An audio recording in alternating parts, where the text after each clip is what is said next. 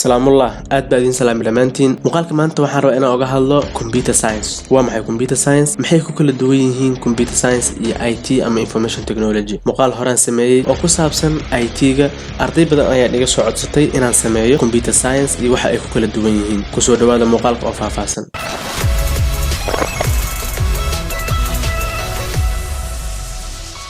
computer science iyo IT labadoodaba waxay hoos yimaadaan hal xeyndaab laakiin waxa kala duwan mid walba waxa uu diiradda saaro computer science ka wuxuu diiradda saaraa wax gaar ah sidoo kalena IT ga wuxuu diiradda saaraa asagana shaqo gooni ah computer scientist ama dadka computer science ka barto waxay design gareeyaan sidoo kalena ay dhisaan software programs ka ama applicationada barnaamijyada oo computerka uu ku shaqeeyo kuwaas oo ah kuwa dadka IT ga professionals ka ay isticmaalaan ama hadii aad tahay IT student ama qof IT ku shaqeeyo waxa isticmaalaysaa systemki ama software uu ku sameeyay qofka computer science ka bartay waxyaabaha aad ku baranayso computer science waxa kamid ah sida loo develop gareeyo algorithms ka ama loo sameeyo algorithms ka sidoo kale sida loo analyze gareeyo sidoo kale waxa ku baranaysaa programming languages kala duwan sidoo kale waxa ku baranaysaa software design ka iyo sida loo design gareeyo software-rada sidoo kale sida loo dhiso software-rada laftirkooda sidoo kale waxa ku baranaysaa data analytics sidoo kale waxa ku baranaysaa business information technology sidoo kale waxa ku baranaysaa computer hardware iyo waxyaabo kale oo badan waa hagaag computer science ka wuxuu saara waxa la yiraahdo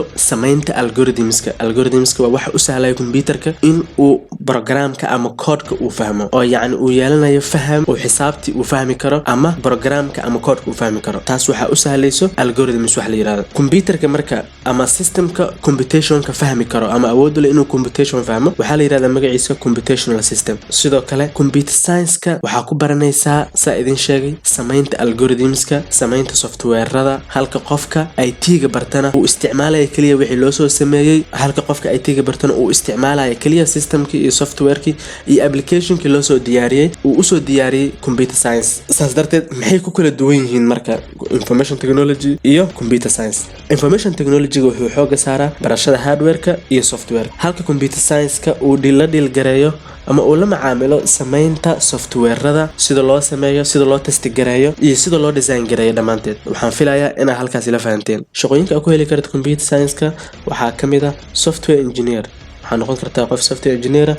engineer kana waxay mas'uuliyadiisa tahay inuu sameeyo software inuu sidoo kale update gareyn karo software-rada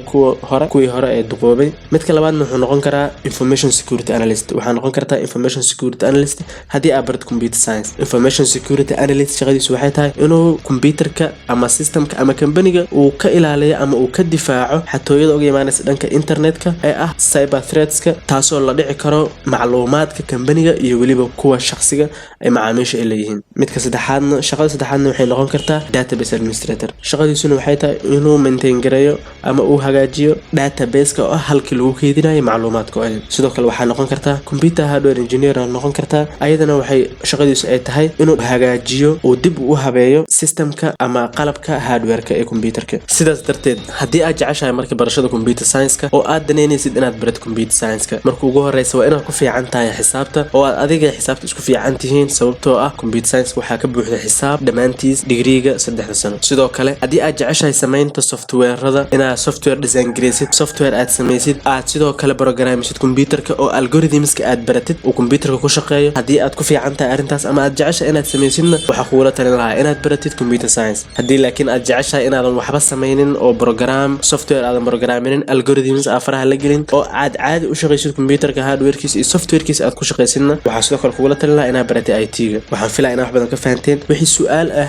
aad ka qabtid mawduucan qaybta commentiga iigu soo qor muuqaalka intaas ayuu ku egyahay aad baa ugu mahadsan daawashada muuqaalka hadii aad ka heshay like saar asxaabtaadana la sii wadaag inta danaysa arrimahan inta ku kulmayna muuqaalka xiga waxaan idin leeyahay nabadgelyo